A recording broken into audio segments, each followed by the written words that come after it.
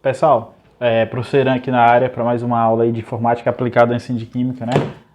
Na aula de hoje a gente vai dar continuidade aí aos nossas aplicações, a nossa utilização das planilhas eletrônicas, né? Especificamente do Excel, tá?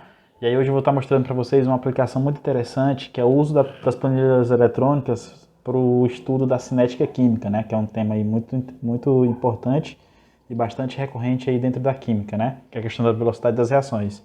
Então vou estar mostrando para vocês aqui uma aplicação interessante, certo? Então, a aplicação do Excel, tá? Aplicação em cinética química, né?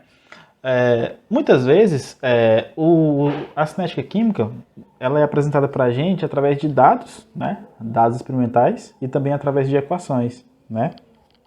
Então, para uma dada reação química, seja uma reação de um produto A, aliás, de um reagente A, formando um produto P, é possível que a velocidade da reação seja proporcional à concentração dos reagentes, né? Para quem já estudou, vocês que já estudaram cinética química, possivelmente, vocês vão lembrar que a velocidade de uma reação química ela está relacionada diretamente com a quantidade de reagente presente ali, tá? Ou seja, a velocidade e a quantidade de reagente são diretamente proporcionais, tá? Em muitos casos. E aí a gente pode escrever essa relação que eu acabei de falar de proporcionalidade, podemos escrever essa relação de proporcionalidade através de uma equação, que essa equação está sendo mostrada aqui para vocês. Ó. Que equação é essa, professor? É a equação que trata a velocidade da reação em função da concentração. Então, a velocidade de uma reação vai ser igual a uma constante, que a gente chama de constante de velocidade, vezes a concentração do meu reagente A, tá? Esse colchetes aqui representa a concentração, e aqui é o meu reagente A, que é esse aqui, ó. Então vai ser a velocidade, vai ser igual a constante de velocidade vezes a concentração do meu reagente A elevado a um número n, tá? Esse número n, ele é um expoente, tá? E esse expoente, ele é determinado experimentalmente, tá? Esse n é determinado experimentalmente e ele está relacionado com a ordem que a reação vai acontecer. Seja uma reação de primeira ordem, reação de segunda ordem, terceira ordem zero e assim por diante, tá? E aí as equações de velocidade, as velocidades das reações, elas também têm as equações chamadas equações integradas, tá? O que são as equações integradas, professor? São as equações que tratam as quantidades de reagentes em tempos específicos, tá? Então a reação começou lá. Aí eu quero saber qual a velocidade da reação ou qual a quantidade de reagente que vai ter naquele meio reacional depois de uma hora, por exemplo. Então, para mim poder fazer esses cálculos aí, eu necessito das leis de velocidades integradas, tá? E aí, para uma reação de primeira ordem, a lei de velocidade integrada é essa que está aparecendo para vocês aqui, ó. Ln de A é igual a Ln de A0 mais K vezes T, tá? Então, quem que é o Ln de A, professor? É a quantidade do reagente A que vai estar presente depois de ter passado um tempo T. Quem que é o A0, professor? É a quantidade inicial do meu reagente A, tá? Por isso que é A0. E o K é a constante de velocidade e o T é o tempo. Então, para uma reação de primeira ordem, eu tenho esse tipo de lei de velocidade integrada. Para uma reação de segunda ordem, a minha lei de velocidade ela já tem essa cara aqui, ó. Tá? Ela é 1 sobre A igual a 1 sobre A0 mais KT. Então, vocês percebem que para a lei de velocidade de primeira ordem, eu tenho relação de logaritmos, eu tenho ln, e para a equação de segunda ordem, eu tenho o inverso das concentrações. Tá? Então, quem tiver com dúvida, falando, rapaz, o que esse professor está falando aí? Vocês vão lá nos livros de Química Geral, rapidinho, dá uma olhada lá em Cinética Química, vocês vão relembrar isso aí rapidinho. Tá? Então, esse conteúdo aqui de Cinética Química, certo? E aí é o seguinte, essas equações aqui das leis de velocidade integradas, tanto de primeira ordem quanto de segunda ordem, elas podem ser relacionadas com uma equação de uma reta, lá da função do primeiro grau, né? Aquelas equações y igual a x mais b, como está mostrado na tela de vocês. Então, essas equações aqui, elas podem ser relacionadas do mesmo estilo, tá? Elas podem ser relacionadas nesse mesmo estilo. E aí, como que vai funcionar essa relação, professor? Vai ser o seguinte, ó. Comparativamente, nós vamos ter que o meu y e o k, tá? O k é o coeficiente angular e o termo independente é o ln de A0, tá? Para a equação 1. E para a equação 2, o termo independente é 1 sobre A0, tá? Então a gente vai ter essas relações aqui, tá? Eu vou conseguir relacionar essas duas equações com a minha equação da reta, tá? Deixa eu só ver isso aqui, gente. Tá. Então vocês vão perceber, ó, por exemplo, eu vou pegar essa equação da equação de primeira ordem e comparar com essa, ó, tá? Então o meu y, tá? Tá aqui o meu y, certo? Esse meu y, ele vai ser equivalente ao ln de A. Então ele daqui, ó, ele é o meu y, certo? Esse ln de A0, ele é aquilo que a gente chama de termo independente. Então ele vai ser o meu A, beleza? O meu coeficiente angular vai ser o K, tá? O K vai ser o meu coeficiente angular. E o T, professor, vai ser quem? O T vai ser o meu correspondente ao X, tá? Então a gente fez aqui uma atribuição da minha equação de primeira ordem em relação a uma equação de uma reta simples, tá? A gente pode fazer essa organização aqui, tá? Então eu estou relacionando as minhas equações da cinética química com a equação de uma reta. Aí alguém vai falar assim, professor, mas por que você está fazendo essa relação? Porque quando eu organizar os dados provenientes dos experimentos, eles vão ter que dar uma reta. Se os dados, quando eu plotar um gráfico e eles fornecerem uma reta, eu vou conseguir identificar qual a ordem da reação. Tá? Então isso a gente vai ver no exercício que eu vou estar mostrando para vocês agora. Tá? Então vamos lá, o exercício. A planilha 7, que no caso é a planilha que eu vou já mostrar para vocês, ela contém dados referentes à reação de decomposição do iodeto de hidrogênio. Tá? Então aqui está repetido. A planilha 7 contém os dados referentes à reação de decomposição do iodeto de hidrogênio a 508 graus Celsius, tá? Então aqui é mostrado para vocês, ó, o meu iodeto de hidrogênio, o HI, ele está sofrendo decomposição, ou seja, ele está sofrendo uma quebra para formar o H2 e para formar o I2, né? Que é o gás hidrogênio e o gás iodo.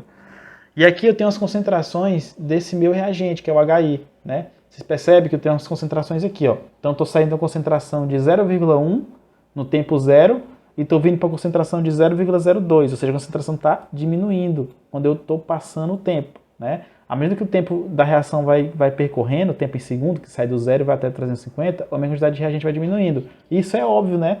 Isso é óbvio. Se o meu reagente está entrando em decomposição, ou seja, ele está se quebrando, então à medida que o tempo for passando, eu vou ter menos reagente, né? Então o gráfico está mostrando isso para a gente, certo?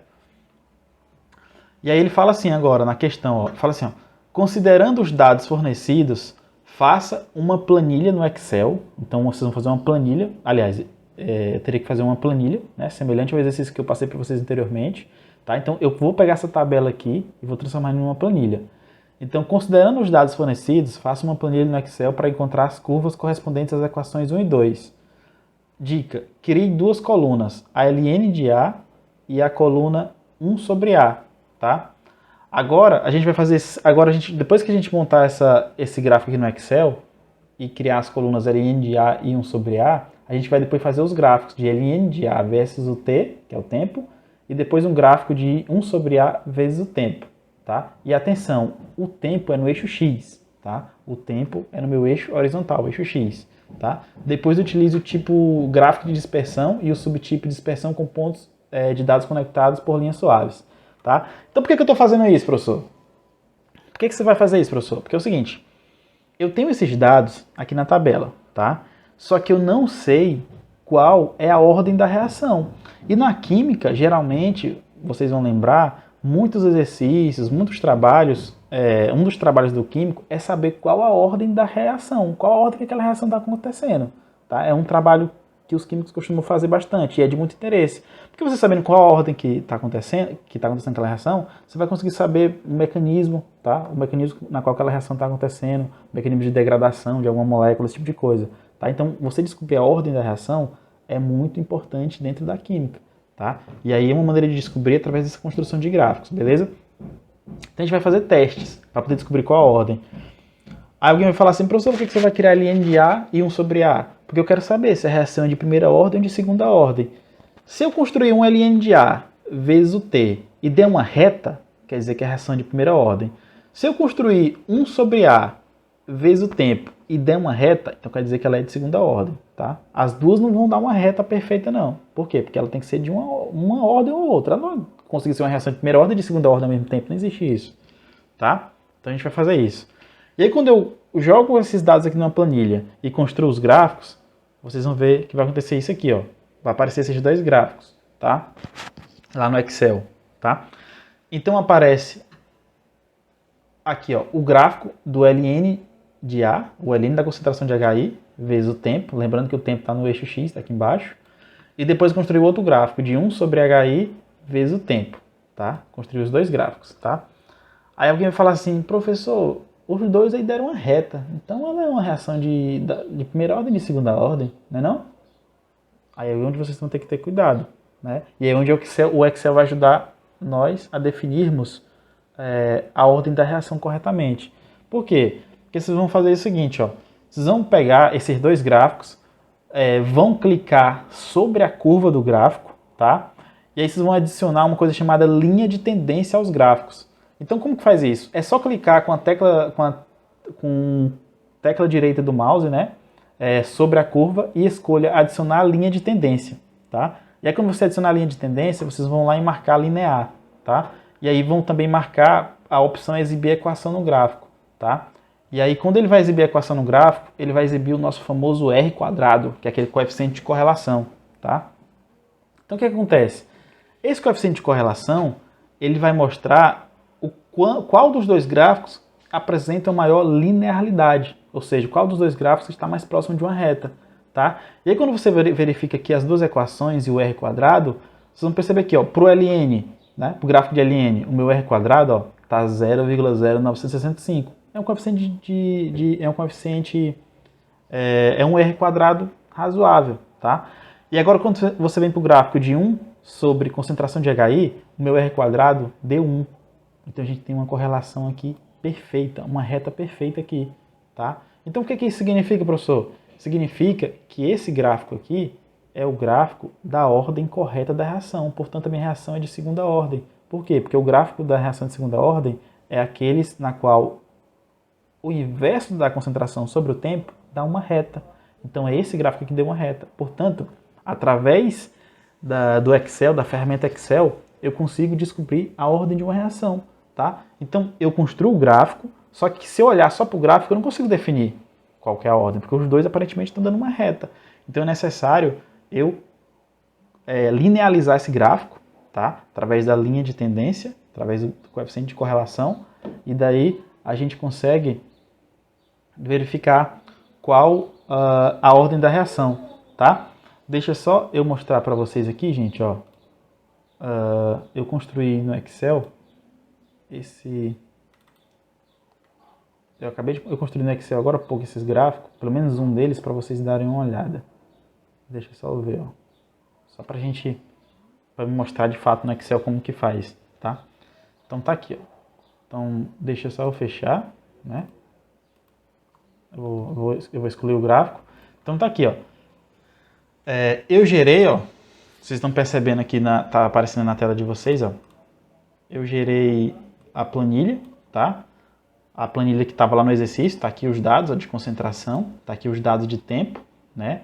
E aí a primeira coisa que eu fiz, gente, foi pegar aquele gráfico lá de 1 sobre a concentração. Então eu fiz a continha, ó. Tá aqui, ó, 1 sobre A3. Por quê? Porque eu estou pegando a continha aqui, já fazendo o inverso de 1 sobre a célula A3, né? E aí depois eu fiz expandir, fazendo o cálculo, tá? 1 sobre A3. E agora eu vou construir o gráfico. Ó. O gráfico é quem? É tempo versus concentração.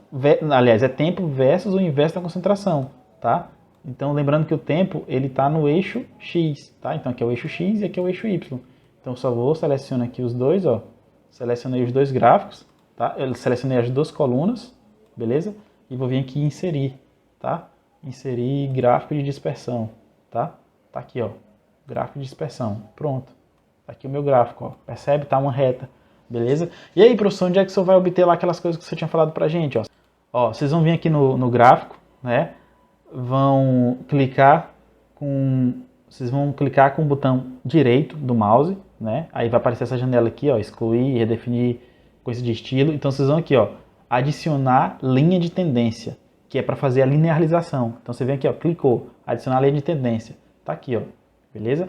Então tem vários tipos de linha, exponencial, linear. Como a gente está trabalhando com um gráfico linear, eu quero linearizar esse gráfico, então vou clicar aqui em linear.